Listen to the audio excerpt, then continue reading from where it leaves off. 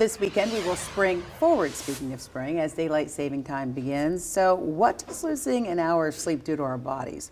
Joining us now is Dr. Sukev Juvaji from UPMC. You are a sleep specialist. That's correct. So thank you for being here. First of all, what does this time change do to our internal clock?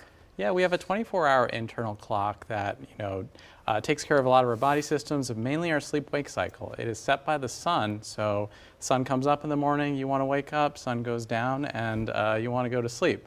The problem with daylight savings is we're just changing the time, sun is in the same place. So it's a lot harder to wake up in the morning, a lot harder to get to sleep at night. Yeah, and it does stuff to your cardiovascular system too, that change. Yeah, in the first couple of weeks after daylight savings happened, there's an increase in heart attacks, an increase in irregular heart rhythms like AFib, and even a 3% increase in strokes as well. Mm-hmm. So what about the time change when it comes to moods and different disorders? Yeah, I mean, people, you've noted people tend to be a little bit irritable, they're not sleeping so well. It can increase risks of depression, increase suicide risk as well.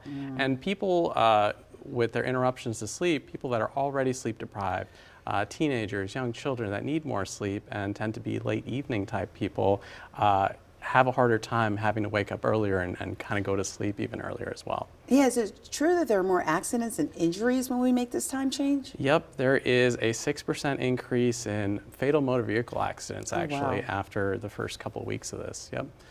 And are there any long-term effects? Like, when should you seek help? Right. So there are some long-term effects to just being on daylight savings time. It's not our natural time. So you do have a risk of things like heart attack, heart disease, type 2 diabetes, even obesity. But when do you want to seek help, right? So if you're sleeping, less than 6 hours or longer than 9 hours, obviously if you can't fall asleep, stay asleep. If you go ahead and are snoring and are excessively sleepy or something like that, or if you've recently been diagnosed with AFib, been diagnosed with heart failure or a stroke, and you also snore. Those are all reasons to go seek some help. Yeah, but there are some benefits because when we have more daylight in the evening, usually for those who, that sometimes boosts the mood for some people.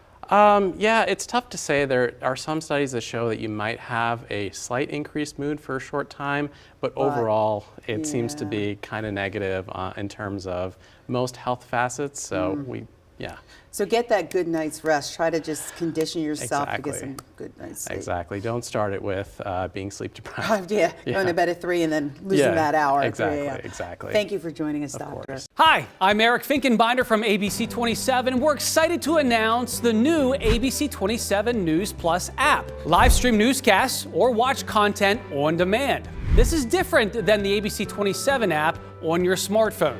You can check this out at home, and it's very easy to use. With a Fire Stick, go to the home page, scroll down to search. From there, enter ABC 27. Move over to the apps, and there we are. Click the icon and install. It's just that easy.